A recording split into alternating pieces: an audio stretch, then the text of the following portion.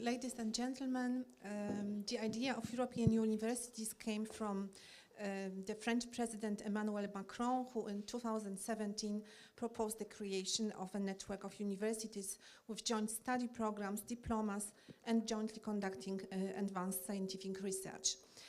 Thus, the European universities are a type of transnational alliances or agreements of universities that lead to the creation of universities for the future, promoting European values and European identity, and actively supporting the quality and competitiveness of European higher education. Erasmus Plus initially launched two competitions for such European universities in 2018 and in 2019. Organizations that applied for the status declared creating a consortium of partners representing different types of universities and different geographical locations in Europe. They wish to adopt a long-term strategy for global sustainable development, excellence in higher education, and the promotion of European values. They wanted to create educational programs for student-centered learning and transnational campuses in which various student groups can build their own educational paths and freely use their elements at all levels of study. They also strived for research and teaching based on the challenges of the present, which academic students and graduates will face while working in multinational research groups. In 2018, the first 17 European universities were founded, bringing together over 100 higher education institutions. Among them, there were 5 Polish universities, including the University of Warsaw as a member of the 4U+ Alliance. Founded in January 2019, the 4U+ University Alliance brought together 6 excellent, multidisciplinary and highly research-oriented public universities: Charles University, Sorbonne University, and the universities of Copenhagen, Heidelberg, Milan, and Warsaw. In 2022, the University of Geneva joined the 4U+ Alliance. The territory covered by the 4U+ Alliance extends over a large geographical area and stretching from the Mediterranean Sea to the Baltic Sea. Together with the university community, which includes more than 300,000 students and more than 50,000 teachers, researchers, technicians, and administration staff, the 4U+ University Alliance is developing a new model of advanced cooperation in teaching, research, and third mission activities based on core and shared values: academic freedom, inclusiveness, research excellence, and interdisciplinarity. The rectors of the 6 4U+ Alliance member universities decided to give the cooperation a legal framework and to register the Alliance as a not-for-profit association based in Heidelberg. Giving the Alliance legal personality is a guarantee of a higher level of mutual relations. Now this association manages the common 4U+ funds and maintains legal relations with third parties on behalf of the Alliance. During more than 3 years of the 4U+ Alliance project, actions were taken to increase mobility, including the so-called virtual mobility, creating joint learning pathways, and developing soft skills of students, doctoral students, academic teachers, and administration staff.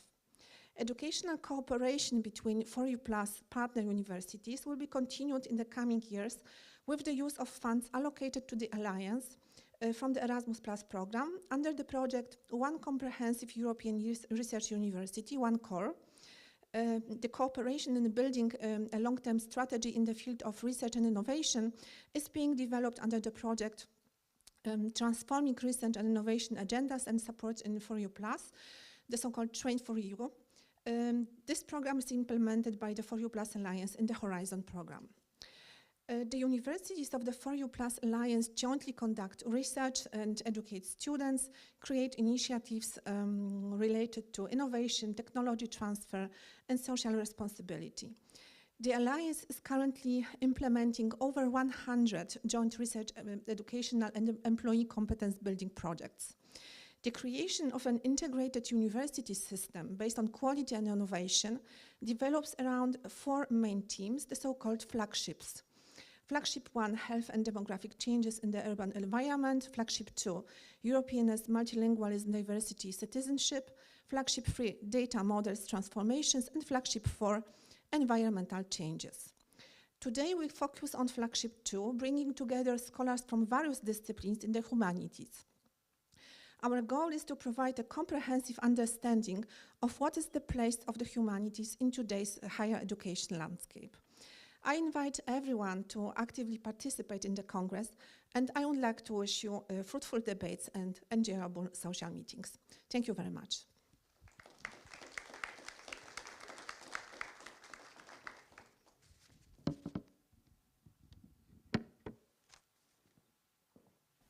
Przez całe lata pracowałem jako tłumacz największych postaci światowej polityki i biznesu, George'a Busha seniora, brytyjskiej premier Markéty.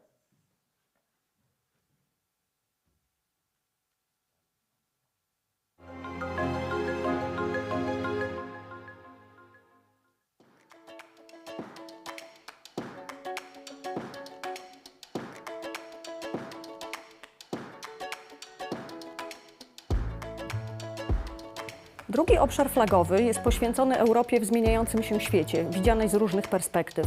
Razem z naukowcami z uniwersytetów członkowskich Sojuszu For You Plus, działającymi w ramach międzyuczelnianych zespołów, stawiamy pytania o teraźniejszość, przeszłość i przyszłość europejskości, jej znaczenie we współczesnym świecie, jej korzenie oraz kierunki rozwoju. Europejskość jest jak parasol, pod którym mieszczą się 2 główne ścieżki edukacyjne – wielojęzyczność i obywatelskość europejska. Obie oparte są na badaniach i innowacyjnych metodach nauczania. L'européanité au sein du Flagship 2 signifie avant tout former les étudiants aux approches critiques, car l'Europe n'est jamais autant elle-même que lorsqu'elle se remet en question. C'est leur proposer des parcours qui privilégient les carrefours plutôt que les grandes avenues et leur feront aimer les interrogations davantage que les réponses. Cittadinanza europea all'interno della Flagship 2 significa offrire agli studenti una visione autenticamente europea di loro stessi e del loro futuro. Una visione che attraverso percorsi formativi multidisciplinari in cui gli studenti stessi sono protagonisti, li proietti nella direzione da loro desiderata con parità di accesso a diritti ed opportunità in tutti gli Stati membri ed oltre. Im Flagship 2 beschäftigen wir uns mit der Tatsache, dass viele Europäer 2 oder mehr Sprachen sprechen und dass wir in Europa in mehrsprachigen Gesellschaften leben. Uns geht es darum, aus der Perspektive der Sprach- und Kulturwissenschaft, aber auch der Psychologie, gemeinsam ein präzises wissenschaftliches Verständnis davon zu entwickeln, welche Mechanismen Multilingualität unterliegen und was Multilingualität für unsere europäischen Gesellschaften bedeutet. Druhý flagship Aliance for EU Plus nabídne studentům z odlišných jazykových a kulturních prostředí kurzy, na něž budou moci sdílet své perspektivy na společenské a jiné fenomény z historie a současnosti. Tento flagship tak podporuje toleranci k jiným názorům skrze debatu a tím posiluje i samotné evropské hodnoty.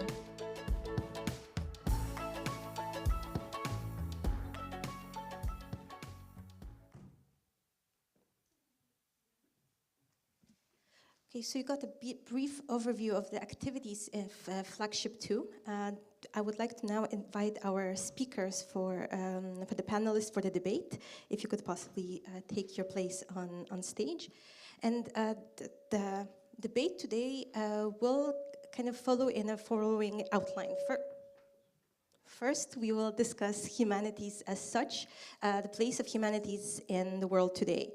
For many years, we've heard that humanities are in a decline, they're in crisis, that they're irrelevant, and some even predicted their demise.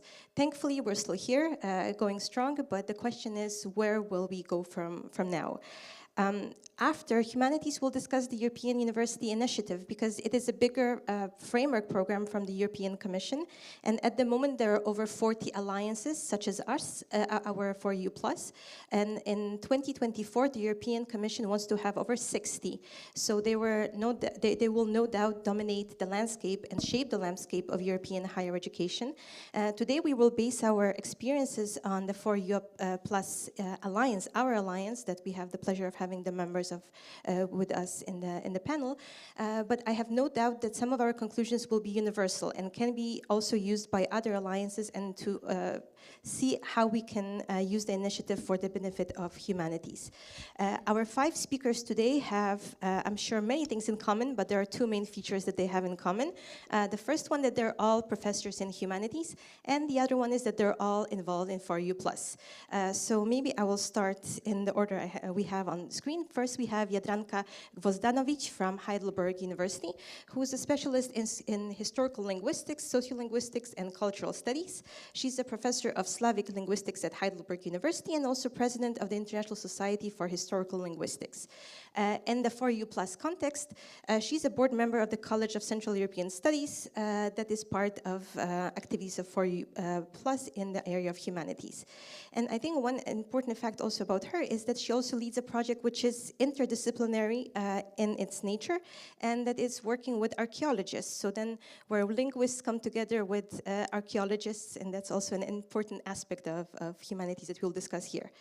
Next, we have Markéta Křížová, who is the current Vice Rector for International Cooperation at Charles University in Prague. She has a background in history and anthropology from Charles University, where she teaches that, and she focuses on early modern intellectual history, European overseas expansion, colonial history of America, and migrations. In 4U+, she leads the multilingualism branch of the flagship 2 with the multilingualism task force. And I think what is also very kind of useful for us as an alliance is that Markéta is currently part of the steering committee of European University Foundation, which is a very active organization on the European landscape in terms of influencing higher education policy. So we sort of have someone who can exact some influence over policies and shaping of the policy regarding alliances. Next, we have with us from Sorbonne University, Malgorzata Smorag-Goldberg, who is a professor of Polish and Central European Literature and Civilization at Sorbonne University and directs the Polish department at Sorbonne. She specializes in history of forms and ideas of Polish and Central European literature in the 20th and 21st century, and changes in Central European literature following the post-communist transition. She's also very involved in the 4U+ activities, and we will hope to get some feedback from her regarding the activities thus far. Elena, Professor Elena Landone from University of Milan. She's associate professor of Spanish linguistics and didactics of Spanish as a foreign language in Milan, and focuses on intercultural pragmatics, relationship-centered didactics, and educational environments, including digital integration. She led one of the successful projects in the first round of 4U+, which was focusing on peer-to-peer shadowing. And last but not least, we have our host, Anna Wojtyś, who's the associate professor at the University of Warsaw, Faculty of Modern Languages, and she's the Vice Dean of Research and Cooperation here. She also leads the flagship, so she coordinates the activities of flagship 2 within the alliance and can sort of give us an overview with a bird's eye view on all the activities within the flagship. And as for her research interest, history of English language, varieties of English, sociolinguistics, morphology, and phonology. So we have a broad spectrum of humanities with us here today. And maybe if I could ask and start with where are we now with the humanities? What is the role of humanities? And I think the microphone is there. So Markéta, I'm looking at you. If you could start us off with where are we and what is the condition of humanities now? Thank you very much. Before I start, let me thank to all the University of Warsaw team for brilliant organization and for this fantastic conference. And thank you for inviting us. I think I can speak on behalf of all of us. Anyway, humanities. Maybe we can turn this question around and ask why to single out humanities. Because, well, as a historian, I can start at the beginning and say, well, humanities were considered part, actually the basis of any university education. Only after following up the humanities path, you were allowed to choose. But this whole specializing and distinguishing between real sciences and humanities, it's very recent.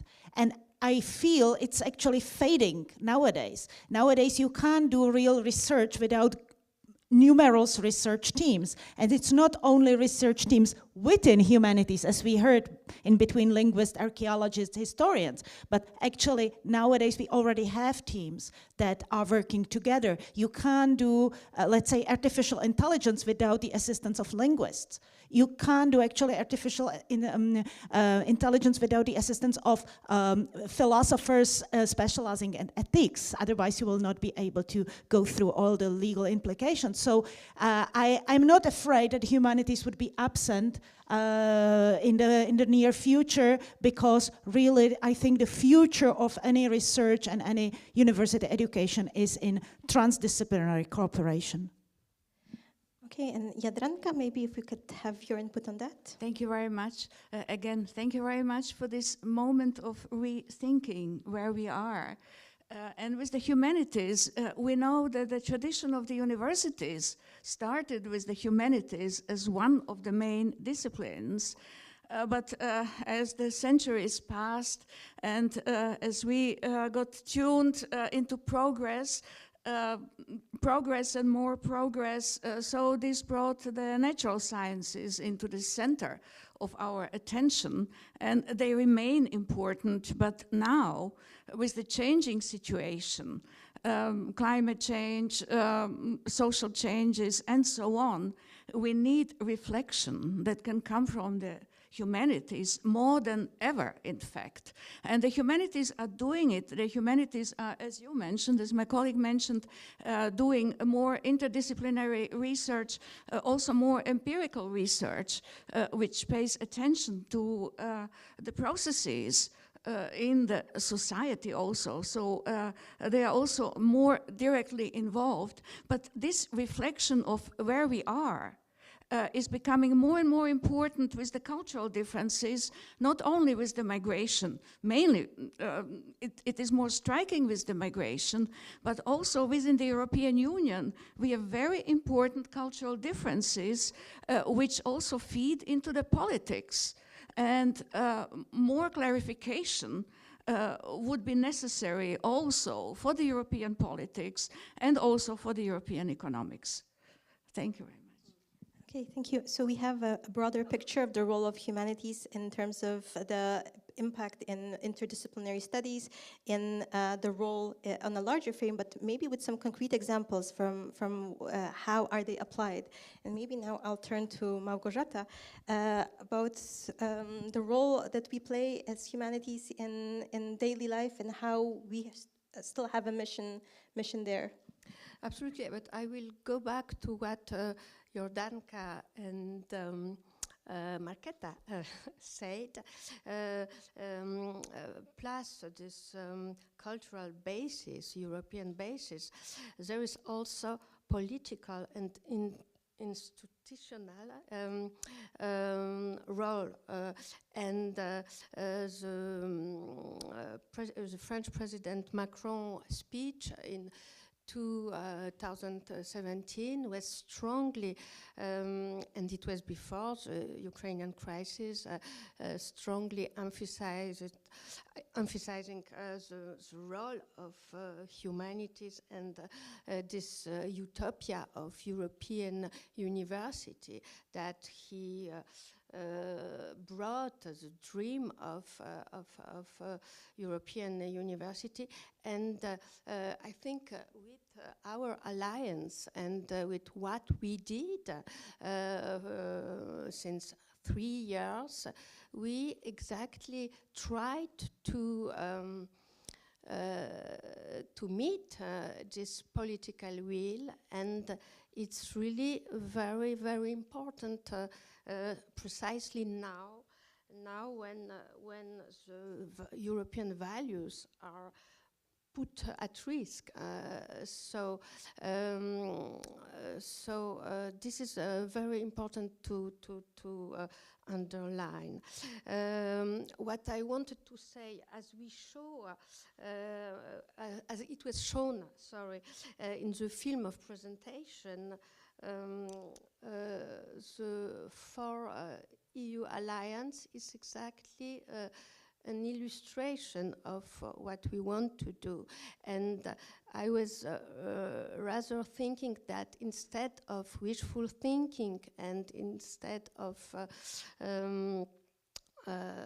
dreaming of the role of humanities in the modern world, it will be interesting to see what precisely we did and what subjects were really common and what we could compare. So the axes were modernization, norms, identity, identity reconstructions, memory conflicts, transculturality, intermediality, and briefly history, memory, conflicts. And we did both we did both teaching, innovating teaching with seminars, with summer schools, with winter schools, and we did conferences, and I have several examples of very stimulating conferences that we were able to organize thanks to this synergy of 4EU Plus Alliance. And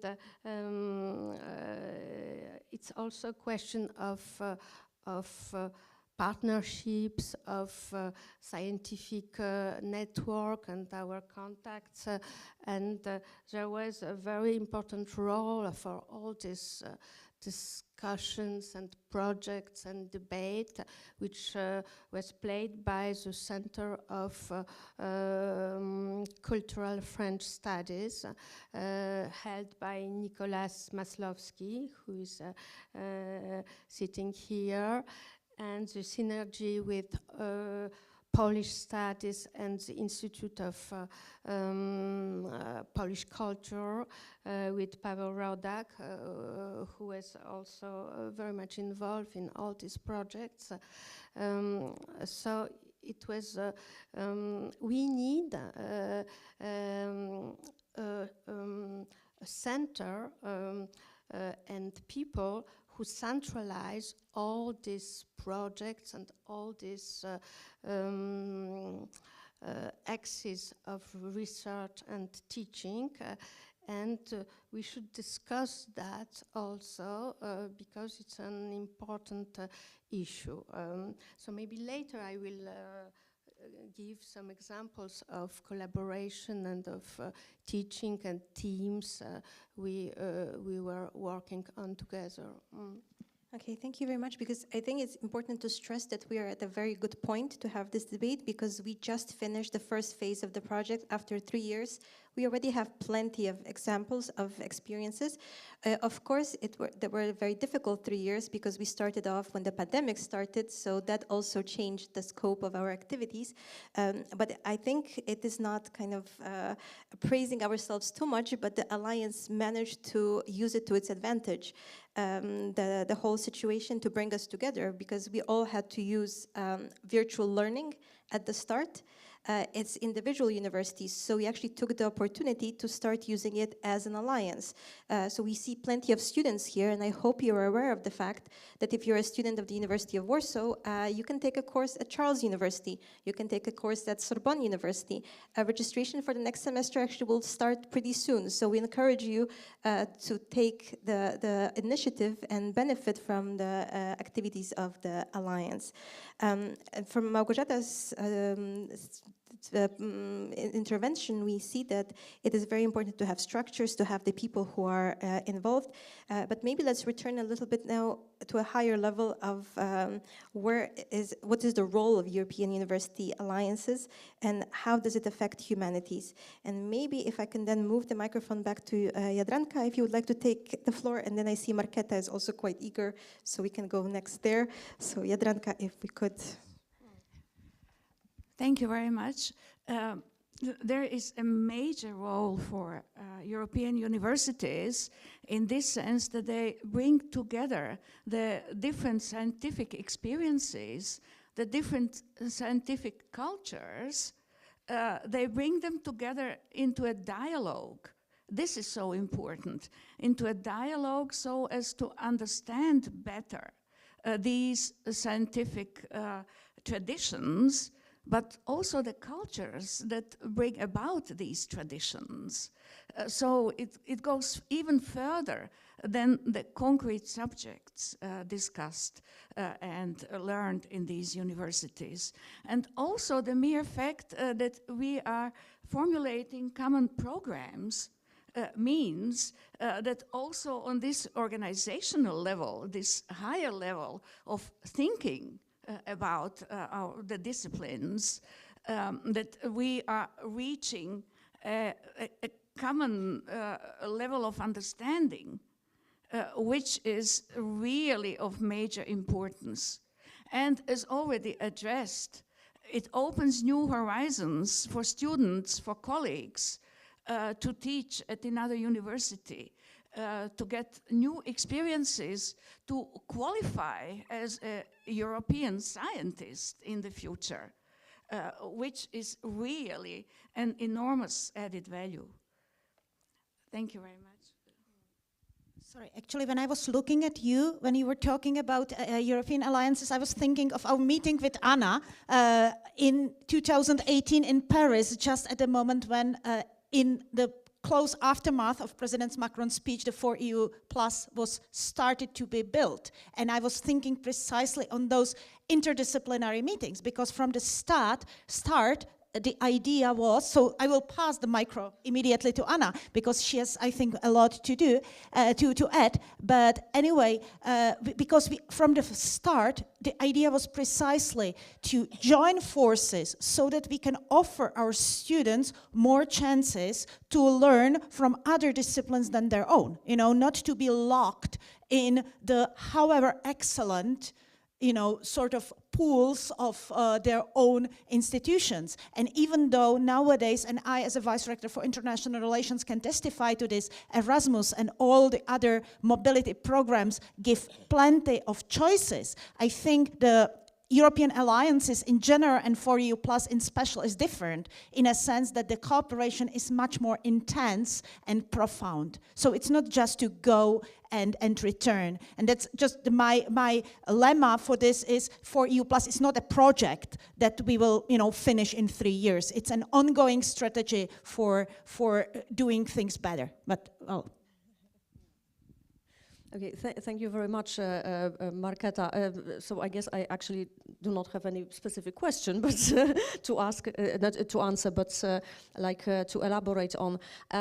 First of all, I wanted to add to what Markéta just said, that 4EU Plus is more than Erasmus exchange, because it's not just coming and going. To this, I wanted to add that it is also the programs and classes which are prepared together. So it's not that a student studies at one university and then moves to another university for 3 months or half a year, but the student has a chance to benefit from the courses that have been prepared by specialists from 2, 3, 4, 5 different universities. And obviously this is a very great advantage of what 4EU Plus Alliance does. I also wanted to get back to one of our conversations when Markéta was pretty annoyed that humanities is always in defense, and she tried to advocate that it cannot be like this, and that it's not like this. And as she said, it's an extremely important research area. I just thought about the COVID example. We mentioned COVID as this moment when we all learned that you can do virtual mobility and you can participate in classes online. But this is also the moment when humanities suddenly became extremely important, for instance, in the area of news and fake news. We all had and could see all those problems with COVID. As regards flagship 2 that we all kind of belong to or we are under, this is also not a discipline. We do not call it like humanities or social sciences. We call it Europeanness. So all approaches and perspectives on Europeanness from many, many different points of view, as if. As regards what we have done so far, the interesting thing also is that Flagship 2 from the very beginning has been always the strongest one, the biggest one, and the most popular one. When there were calls for educational projects in all 4 flagships, Flagship 2 was always flooded with projects, which is the best piece of evidence that that people need this, they want to do this, and this is something that is really essential, and this is something that universities do not seem to want to continue to do alone. I mean, we wish for this cooperation. We need those different points of view and those different approaches. And if I may add one more thing as regards European universities, because this is what 4U Plus Alliance is. I wanted to mention the European Strategy for Universities, which was issued by European Commission.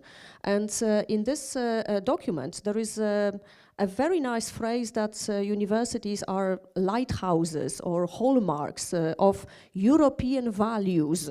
This is the first element which is mentioned. It's interesting that it's not science, it's not progress, it's European values and the European way of life. So this is also a very nice proof that humanities is there and its value is very, very much recognized. Thank you for taking it to a more general level once again, so that our viewers who are members of other alliances or are not familiar with the topic see the larger framework. But staying with that, universities as lighthouses of Europeanness. There are 2 main areas that come to mind and that the alliance focuses on. One is multilingualism, and the other one is European values as such. So maybe if we could start with with multilingualism, and something that this is something that is core to our alliance of 7 universities, which all have teaching English, main language of instruction other than English. So how do we deal with that? What is our approach to that? And of course, Markéta, I'm looking at you. You are dealing with this as a leader of the task force on multilingualism.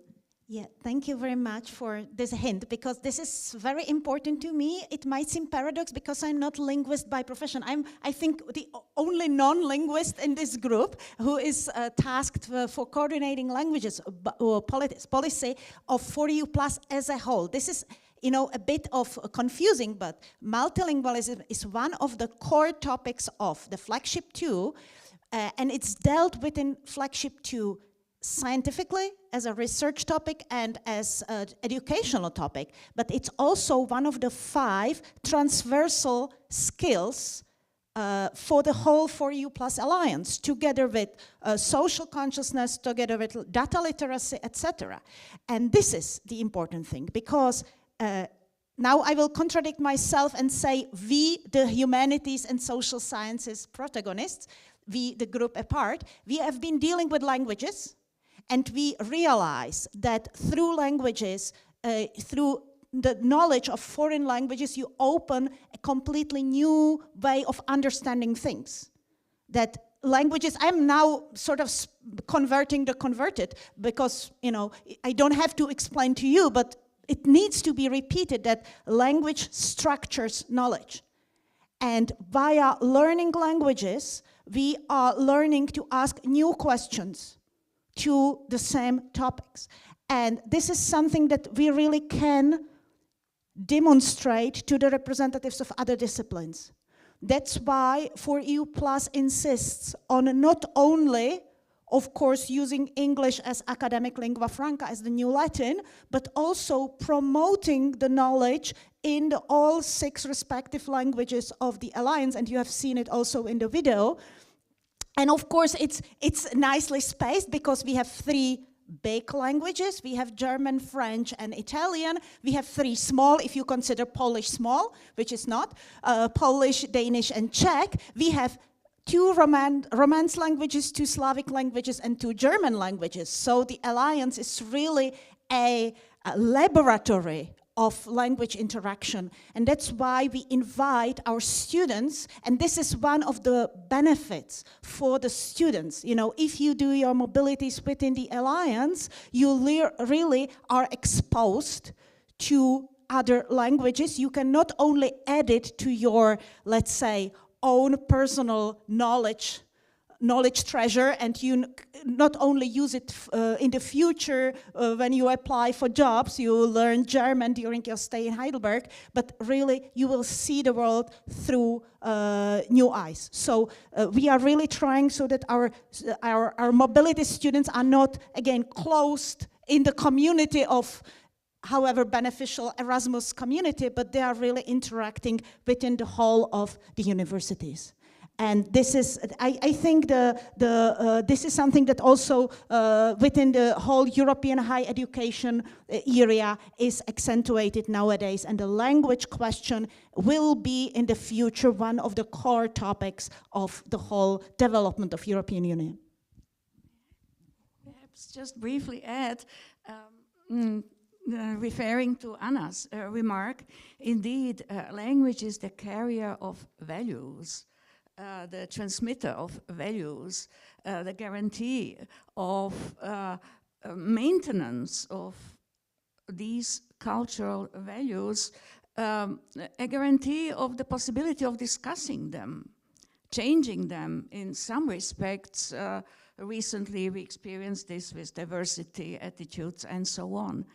So language is one of the basic elements of cultures which are at the basis of the European Union and unity. And language is also most important for identity. So we now have multiculturality, and we have also multilingualism, but it is all stratified as multiple identities carried and preserved in the language. This puts it really at the center of what we are speaking about in Europe. And also, to study language, we also need reference to the society, but also to cognitive processes, to psychology. Now in Heidelberg, we are trying to constitute a research group involving psychology, especially in relation to language. So it is really at the center of the interdisciplinarities in the humanities. Thank you. Okay, so we see that multilingualism in our alliance is not just teaching languages for the sake of teaching languages, but serving a larger purpose. And maybe I'll take it for one more second back to Anna. Now you're our person for Europeanness. So if you could tell us more about the alliance and its role, the outreach, and especially the European citizenship, European values. Europeanness is actually this umbrella theme of Flagship 2, and some time ago we renamed our flagship, and now it is called Europeanness, Multilingualism, Citizenship, and Pluralities. And I think that this is the name which actually very nicely reflects all kinds of activities that have been going on under Flagship 2. So multilingualism as this one of the leading themes, and one of the so-called transversal skills that we very much aim at as regards our students. And multilingualism, which is actually understood in many different ways, right? This is also something that we should mention, that we do not just focus on like teaching a foreign language, for instance. We focus on how it functions in space, how languages influence one another, how people perceive multilingualism and bilingualism, and how they use it, and all those cognitive processes that are going on in their minds when they acquire or learn a language and use two languages. The second important theme is citizenship, and actually here I like to stress that we were first because we created this area of European citizenship long before the European strategy for universities was issued. So when this document appeared, we suddenly realized, like, it's everything that we have been doing for the last 3 or 4 years. So European citizenship as understood in like from two different perspectives, because on the one hand we talk about all kinds of burdens, if you can call them, which are imposed on European citizens. So all those things that are connected with law, with taxes and everything else, and the responsibilities that we have. But on the other hand, it's focusing on the individual. So how a person actually understands that he or she is a European citizen, and what does it mean for people that they feel as being European citizens. And here again, universities have this huge role to play, teaching tolerance, first of all, and showing diversity, and working on inclusiveness, and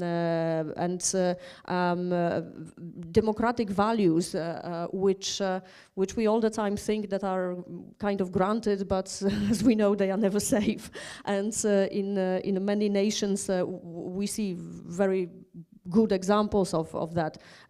Good not being a good word in this context, but examples that really show us that this is something that we really need to fight for. And this is one of the big responsibilities of the universities, that we try to equip our students with all those values, and make them like realize how important all this is. So European citizenship is the second big area that we focus on. The third one being pluralities, which is again like kind of obvious that if we look at Europe nowadays, pluralities is probably the first word that comes to our minds, and you can think of pluralities again from many different perspectives. So different languages, different nations, different research areas, different approaches, different countries, and so on. So I think that it's also the question that if we have a European university, we are not just like preaching that, but we are also doing it at the same time. So we preach multilingualism, but at the same time we actually do that when we have our shared courses in different languages.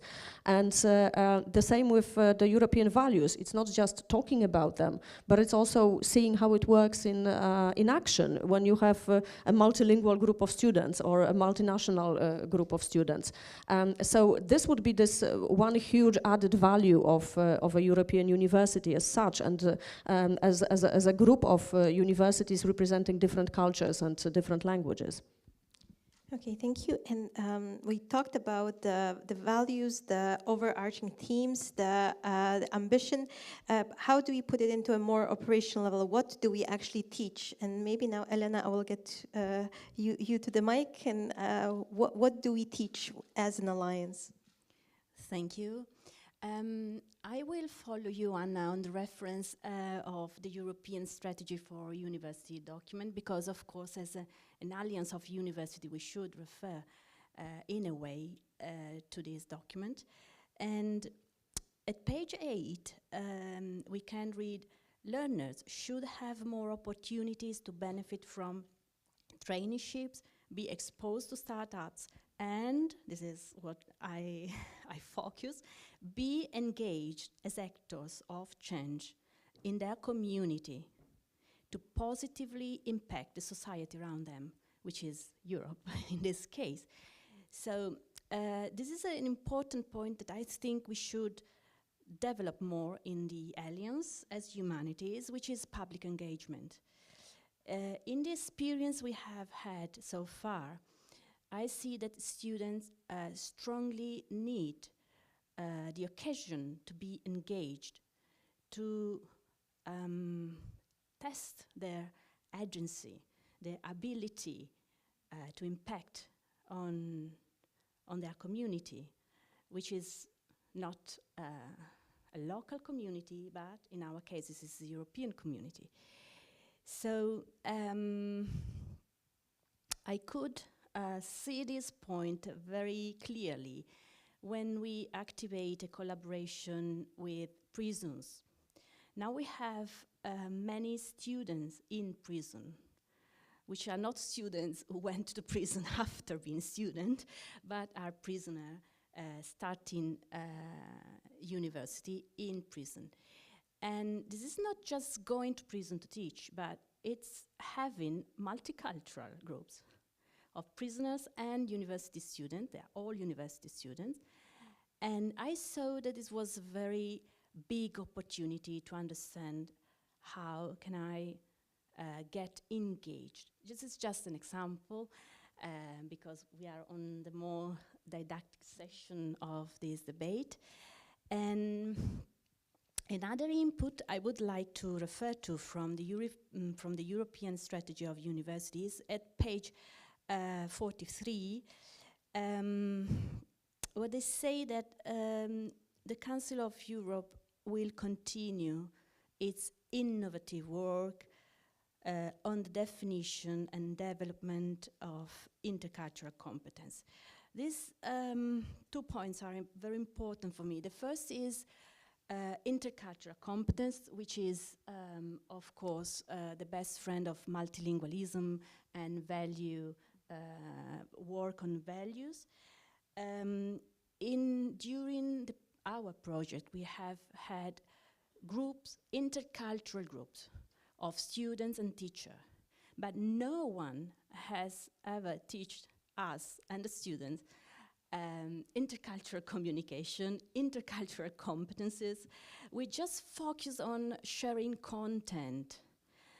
But we strongly need now a professional, as teachers and students, of course, a professional formation training in intercultural communication and in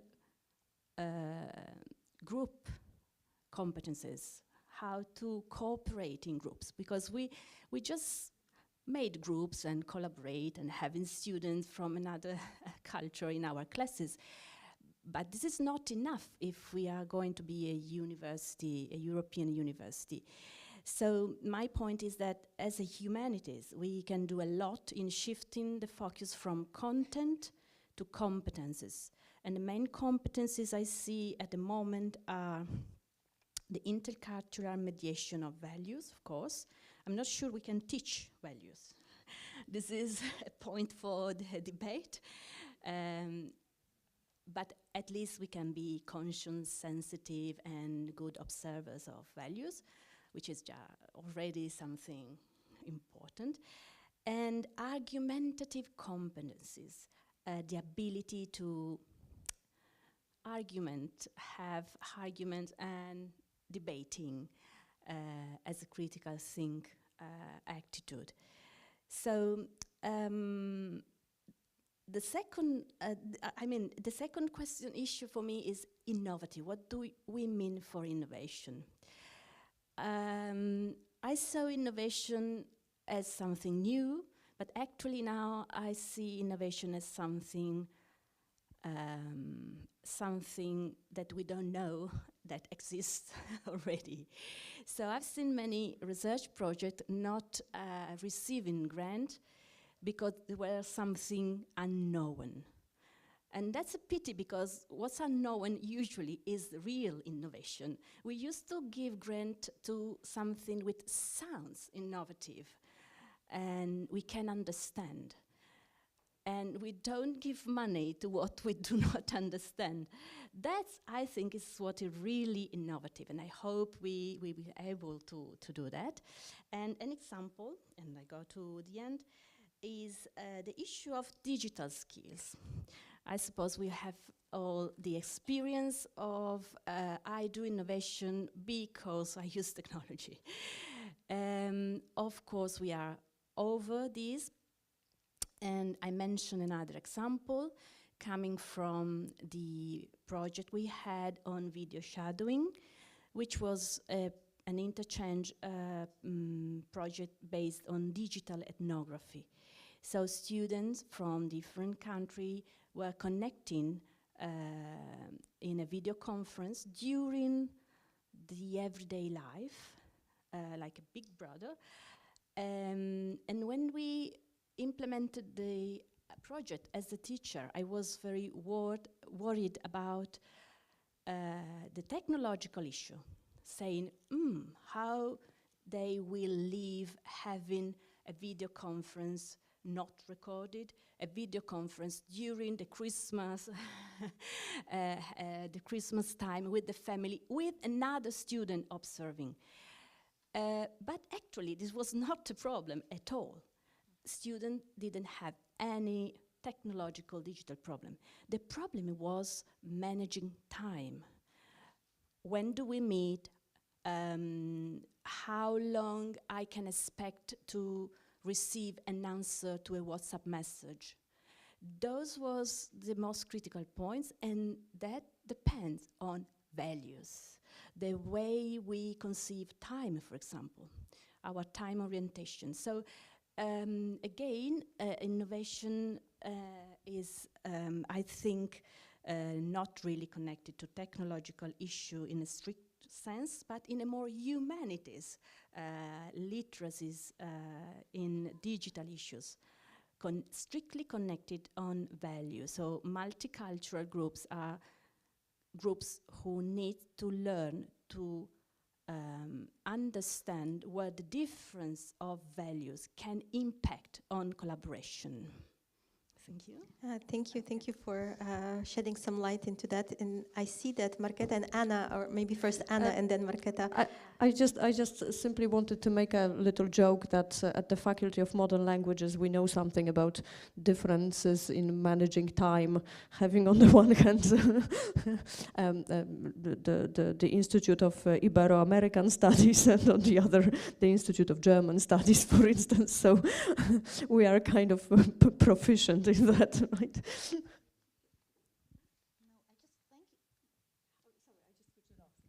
Thank you for the very inspiring intervention. I was just wanted to react to your remark on if we are able to teach values. I think we are not able to teach much anyway, but what we should aspire to is to teach students how they can learn themselves. And this again, the question being, what can humanities compart? I think humanities teach us all to ask questions which cannot be answered by simple yes and no. And maybe showing that, maybe yes and no are both valid. And that those questions lead to other questions, And I think if we are able to impart this on students, no matter if they are students of modern languages or engineering or medicine, then we have achieved our goal. May I perhaps just briefly add to all that was said? Indeed, our students often have more intercultural competence than the professors. Because the societies are by now increasingly intercultural. Let's say in Germany, a quarter of the population is not originally German. So that's what they bring. And we should activate them to really voice their experiences, to engage in a discourse in teaching, to present their arguments their thoughts, and to learn how to establish a general level above all the varieties that we have, to value and evaluate the varieties among us, the different perspectives, but also to see the generalities among it. So this is then doing it in practice, but this is transferable to all kinds of situations, also in scientific questions. So I think this discourse-oriented teaching, in which everybody is stimulated to express his perspective and his views, is probably the best way to indeed, in the end, teach them something. Okay, thank you for that, because it brings us to the next point. Is we've established what are our main aims, what are our overarching principles, what we teach, and now the question is, how do we do it? How do we teach, and what modes do we choose to achieve what we just discussed? And maybe now, Elena, if you would like to take it from there. Thank you. How? So model. We are acquainted with the teacher center model, of course. But now we talk a lot about student center model. And in a way we feel comfortable with this idea of focusing student and their needs. Before was mentioned agreements and disagreements. So this point I'm going to present now usually offer me a lot of disagreements with my colleagues, because I think we can go forward with a relation center model. We are humanities, so we are supposed to be expert in human being. But when we are with our student in our didactics as teachers, we usually are a role, the teacher, university teacher, and not a human being. So I think that real innovation, digital or not digital, in what we do in didactics, should be conceiving the academic teaching as a field of which is still so important, pedagogically speaking, for our students. We can still have a pedagogical impact. We think they are adults, and what our students are adults already finished. We just have to give them a lot of content or competences, but we never think that we can still be very formative for them, not as a model, but giving them opportunities, what I mentioned before. So when I say to my colleagues, oh, I'm a teacher, they say, oh, no, I'm not a teacher. I'm a faculty member, I'm a professor, I'm a researcher. So I'm happy to be a teacher in this sense, because to define myself as a teacher, because we can do still a lot in terms of education, transformative experiences. So I really think it's important, still important, our pedagogical role as a teacher, university teacher. For example, I use Montessori approach in my classes, which seems so impacting, shocking for my colleagues. But you can imagine how important it was during the distance learning for people at home, touching things, seeing color, living physical sensation. Just an example. So why do I talk of a relation center model? This is an uncomfortable place for us as a teacher, because if I focus on student, it doesn't question my role as a university teacher. If I focus on the relation, I should question what I do. every relation is individual. It means personalizing my teaching, even with 100 students. How is that possible? Well, maybe we can talk during the coffee break about that. But the idea is that every encounter is unique. So if we would like to have a really great impact, we have to focus how I relate to each student as a human being, as a person to person. In my experience, I've seen that when I relate to a student person to person, we are both, the student and I, able to see the space of empowering of that student. We can both understand and touch what that person could be. When I see my shy students, I always think, well, she might be the next dean of faculty. So it's not just a student. For me, it is power of being in the future. So I have many concrete examples, but then for the thank coffee. you for the inspirational approach. I have Malgorzata and then Jadranka who would like to comment on that. Thank you very much, Elena. It was really very interesting, this question of involvement, which is an evolution of our students, their way of being involved in politics. It's much more social work, and identification with minorities, etc. So this question, how do we teach values, European values? It's also by proposing teams, programs, axes, which are really in empathy with the changes going now in our world.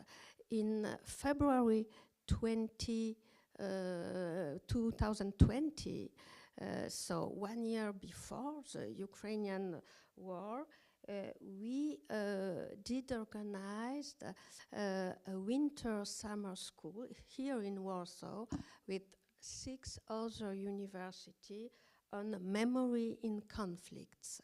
And this kind of questions, this reflection that was very interesting and very inspiring on local differences, on transnational values, on what we are trying to achieve in this dialogue between our cultures was really very inspiring. And we did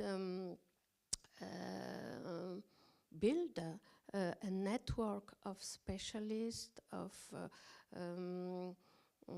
researchers, which are now, when Ukrainian question is concerned, are experts, are partners in discussions, are supervisors for PhD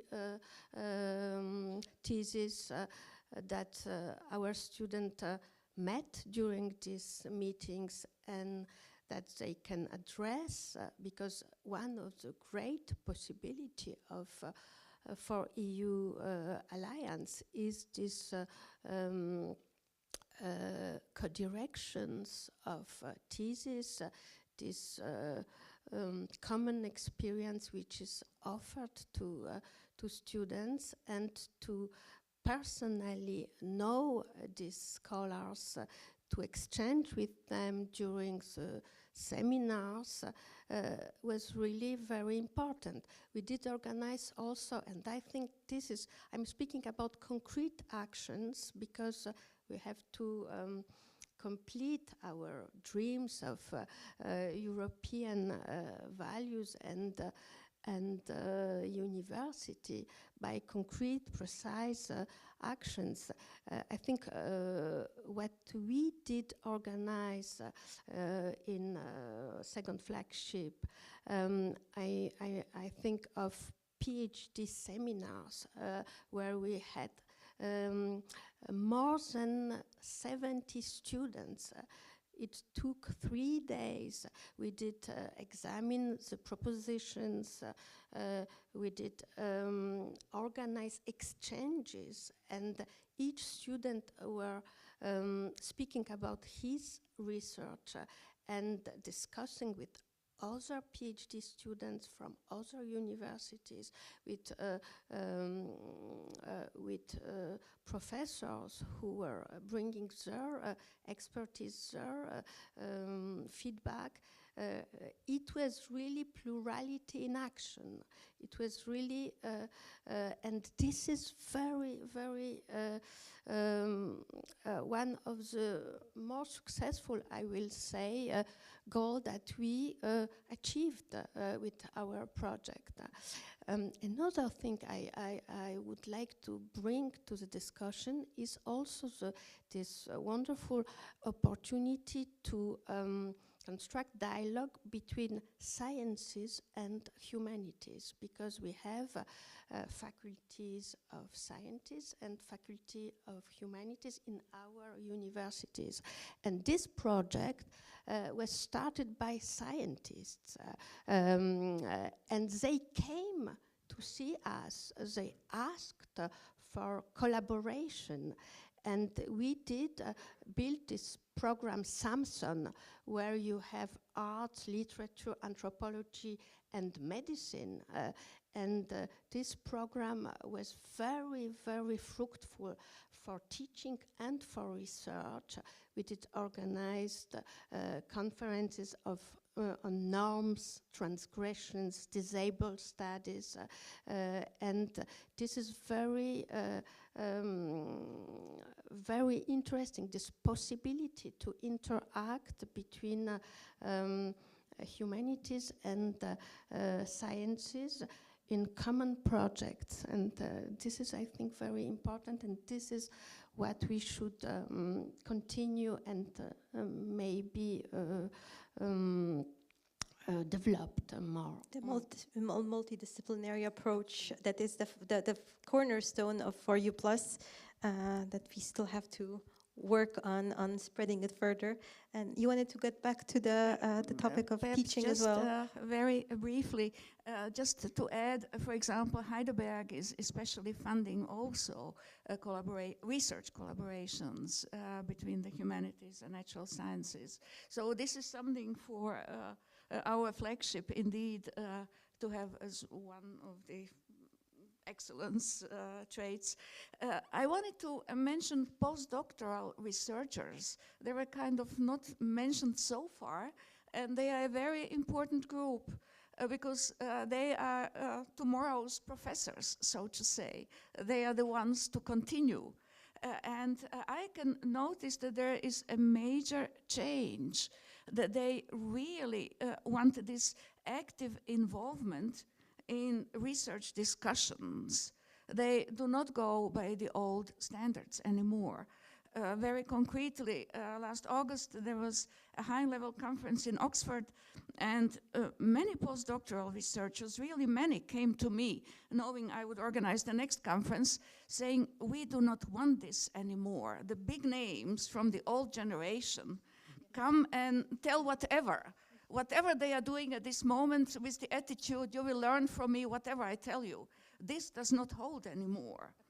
They want indeed the professors to somehow tell them experiences that will feed into the new way of doing humanities. Experimental research, more empirical research, interdisciplinarity, all these aspects. We now do humanities in a different way. And why do we need these old big names telling us whatever, and we all have to listen? So this is in a way hopeful, I would say, to end on a positive note. The young generation has understood it. And we see that what we were trying to teach them in different ways is bearing fruits and will come to a good new way of university teaching, I would say. Thank you. Okay, if I may follow up on this, it was originally my reaction to Elena, but it follows up nicely what Jadranka said. You know, all the way back in the first centuries of universities, when student passed his exams, he was invited to sit at a table with the professors. Which was a nice way of expressing he's now part of the academic community.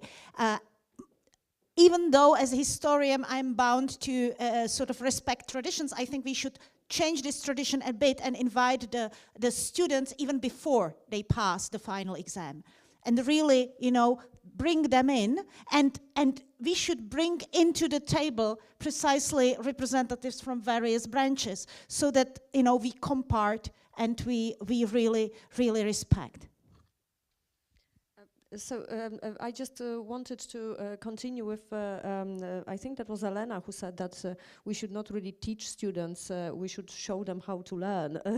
And this is one of the things that For EU Plus Alliance also focuses on, because unlike in some other flagships, we are not so much into building a program of study, a curriculum, but rather forming and structuring pathways. And the very idea of a pathway is that we shift the responsibility as if onto the student. The student is the person that decides which courses they will take, and how this pathway is going to be structured. And we do not focus so much on the very topics or names of courses as on the learning outcomes. So we make a decision whether to accept a certain course as a part of a pathway or not, just looking at what the student is supposed to gain from this particular course. So this is one of the ways, one of the examples of like leaving the decision in the hands of the student. So not just simply providing a list of subjects that the student needs to follow, like first year this, second year this, third year this, but showing the student if you want to be a kind of an expert in multilingualism, you need to have these kinds of skills. And now it's kind of up to you to find appropriate classes that are going to provide you with those skills. So I would say that the very idea of pathways is also like letting the student decide. So we're not only switching the focus in teaching and learning to the student or relationship based, but we're also doing it in terms of the whole educational framework, where the student is provided with the offer, given some guidance, but then is not forced to follow a path that we see fit, or those big science names saw fit several years ago, and now we continue with that. But they're given a choice. They're given a choice to decide. It's just our role to guide them in the correct and the right direction, or whatever might be right for them. I see I have a panel of very passionate professors when it comes to didactics and how to do it, how to implement all our big ideas. But maybe before we continue with some more, maybe even examples of achievements so far, maybe also let's give a chance to the audience here and the audience online to ask questions. So if you have a question, please just put your hand up. We have time to entertain a few questions, both from the audience in here and audience online. I know there's a colleague monitoring the chat online. So who would like to be the first brave one asking the questions? Markéta said there's no yes or no questions, so please, whatever elaborate questions you may have.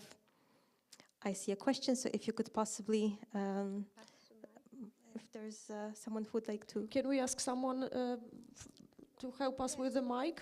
Maria, someone with the mic?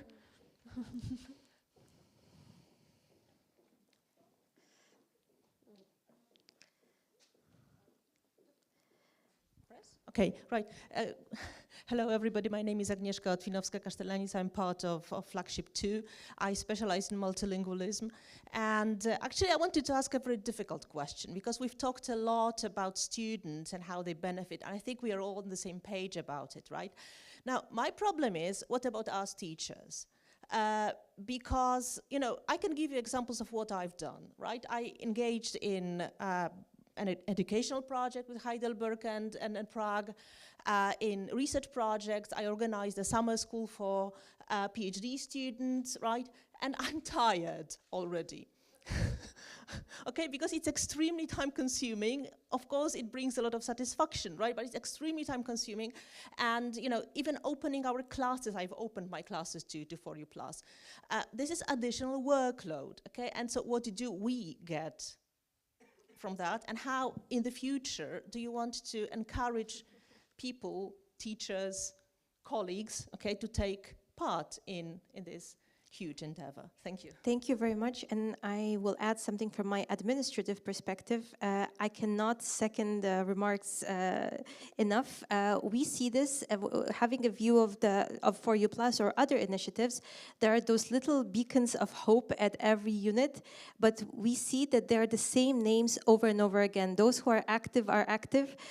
They are trying hard, they're innovative. It's a question, how do we spread this disease? How do we get others on board? And I think this is a question for us, for the management of institutions. What are the incentives and what gets people going? How can we make it happen? Who wants to be the brave one to start with this super difficult one? I see Elena first.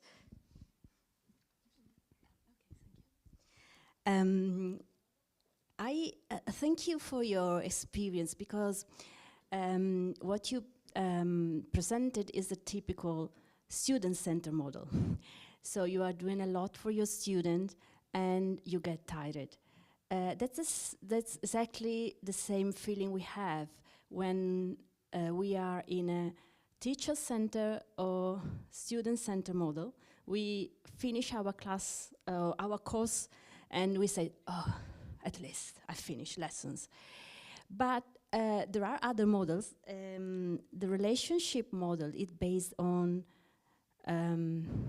other kind of satisfaction in relation. So when you finish your course, you say, oh no, I will not see my student again. And they say the same. They say, when is the next course? That's the same in these projects. But it depends. When I was saying I will have to discuss my role as a teacher, it means that I'm happy if I receive a picture of my students, for example, which is not usual in our job, of course. That's why my colleagues usually disagree. But I'm never tired, because my satisfaction is not simply getting money, or more publications and so on. Part of my feeding back is the relation with the student. So I'm not tired, because after 2 years of the project, I still receive a picture of the student with some Polish student and interchanging. So that's a recharge for me. That's why I say it's a relation-centered model. That's just my experience, of course. That's fantastic to hear, the satisfaction that you can get, but I still would like to keep the question on the table, because it's great to have satisfaction, but I think it's the duty of institutions to provide incentives, to see maybe a remuneration, maybe also something that we have not even discussed today yet is evaluation in different areas, how different elements of our activities are seen, perceived, and recognized within institutions. So satisfaction, one thing, but this is something that we can work on ourselves. But I would still like to keep the question on the table, what the institutions can do to make sure that more people are involved, so it does not rely on individuals, but it becomes institutionalized in terms of involvement. I see Markéta is very eager to say what we could do. Okay, I will answer from two specific position. First, as someone who has been involved also in 4U Plus as a teacher. I cannot say I'm not tired. After my one-year project on shared course and shared project with Warsaw, with Milan, with Heidelberg, on area studies perspectives. I must say that I learned a lot. I learned enormously. I learned more than I ever learned from auditing, classes of my colleagues, because here I was really under the scrutiny of, under the peer scrutiny of, other colleagues. I saw them how they teach, so it was really beneficial for me. But I was really tired, to be honest. Even though the students seemed very happy with the course, and the truth is really, I think we need to rethink the whole structure of university education, and really to step back from the front teaching of the teacher bearing the responsibility and the pressure and the need to stand there hour and a half, talking. So we really need to turn the page and make the students working more actively for their benefit. And this is up to the university administration. Also, as part of the university management, I confess that we are now, for example, struggling with precisely the recognition of virtual mobilities. We have somehow managed to organize this for the students. So if any of you inscribes in a shared course with Prague, actually in your transcript of records, you will have your virtual mobility. You will be virtual in Prague every Monday morning, and you will get your recognition. But what about the teacher? What about the, let's say, habilitation requirements? Would this count as a mobility? Because this is, by the way, something we have not yet time to discuss, the assistance to early career researchers, for example, via this, you can be a mother with small children, you can still do virtual mobility, but will it be recognized? So this is something that's being debated all around Europe. There are already some position papers, so we really think on this. On the other hand, really think of ourselves, and this might sound cruel, but think of ourselves as pioneers in many ways. The European University Alliances changed the rules of the game all around Europe. And it's really early, but there are still positive results. But thank you for the feedback, and I think maybe I will pass the micro to the other, but I have actually at the annual conference in Copenhagen this fall, Anna addressed the same question to the 4U Plus management. So really we are dealing with this, and we are struggling to really come with solutions as soon as possible. And maybe it's just to say that this is not just a 4U Plus specific issue. This is a university-wide question with all different initiatives. So, but also 4U Plus helped us solve some other problems. Maybe it can be also at the forefront of seeing how this could be dealt with. Yeah, exactly. And I think you are very right by keeping incentives on the table, because it is very important indeed. We are in this new reality, and we should somehow regulate the rewards for these activities, the recognition, let's say. Like you have recognition for the number of PhDs supervised and so on. So this is really something to do as a general organizational matter. There are some models in the States for similar activities, and it is really something to discuss. Thank you. But this is very interesting question, and as Markéta said, we are pioneers. This is an experimental stage, so we are. It's very interesting for us to get the feedback, but we are tired, and many of colleagues who did very actively and strongly initiate research programs and teaching are now a bit tired and express their concern about the future of our project. So we should discuss this and to involve more students, to ask them to organize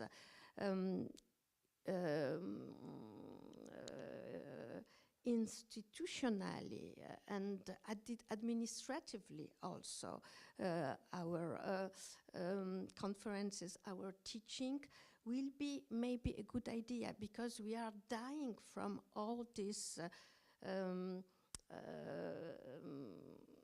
administrative work that we have to do, and this is a real issue that we should discuss. Involvement of students and a new, maybe a new stage in 4EU Plus adventure. We should sit around the table and discuss all these issues. Okay, I guess we are nearing the end of our time, and this was one of the challenges that we are aware of. We were aware of before. This is not 4EU Plus specific, but then this is also allowing us to put it on the radar of the management in a new configuration, because I would like to end on a more positive note. This is one of the hurdles we have, and the tiredness of the fact that there were so many individuals who are so involved. We have to now translate it also to more individuals being involved, because this is the whole point of 4EU Plus. It is supposed to be embedded within the institution at all different levels. And here we already gave several examples of how the Alliance is helping us with some problems we might be facing as individual universities. For example, correct me if I'm wrong, if I am over appreciating the Alliance, but all of you said that Alliance from its start made it possible for more interdisciplinary, multidisciplinary approach to research. And sometimes it's difficult to break the barriers between our very stagnant structures within universities, faculties, departments, chairs. Sometimes it's difficult to reach out and start. And here you are sort of given the possibility to reach out across the borders, not just to medicine in your university, but medicine in France if you want to continue in the humanities medicine. So it is giving opportunities that were sort of unknown before. I am convinced that all of you have many years of experience in international projects, international cooperation, but would you agree that this is something of a different quality, because this is multilateral and long-term? So it's not like you have your own little network based on your area of expertise, but you're functioning in a larger ecosystem where this is sort of guaranteed as a long-term commitment. So it's not like in a few years a partner will tell you, oh, thank you, I'm out, because here there is not just the partner, but the partner's rector as well. So if this partner is out, you know who to contact if you want a replacement. So it's not like it will die out. So even though we came up at the end with a question that was difficult and very important to ask and keep on the table, but I think we're at this stage that after the first 3 years, we have to now spend a lot of time praising ourselves and appreciating what we have achieved so far as an alliance, because for those of you that don't know, we were selected as a pilot, and we are sort of breaking the ground for the new alliances, for the ones to come. So we are maybe first diagnosing the problems that they will face in 2-3 years, so they can already start solving problems before they discover that there are problems. Thank you very much for your participation, for your input. It was a real pleasure to be here with you, to see and hear the inputs from different areas, and to see how it is all coming together. Thank you very much, and hopefully we will continue the discussion in different circles around different tables in different locations. But thank you for starting and putting even more questions on the table. So thank you very much. And now, if you have any questions, I'm sure panelists will be available here during the coffee break. So if you have some specific comments or questions, we are available for you. Thank you very much, and enjoy the rest of the Congress. I just wanted to invite all of you to a coffee break now. The coffee is upstairs. Please follow yellow stairs, and there is coffee there. And all the general sessions, plenary talks and debates will take place in this room, whereas the research group sessions are upstairs near the boomerang. There are like rooms with glass walls, and there you can find our research groups. So let's all have a cup of coffee now. Thank you.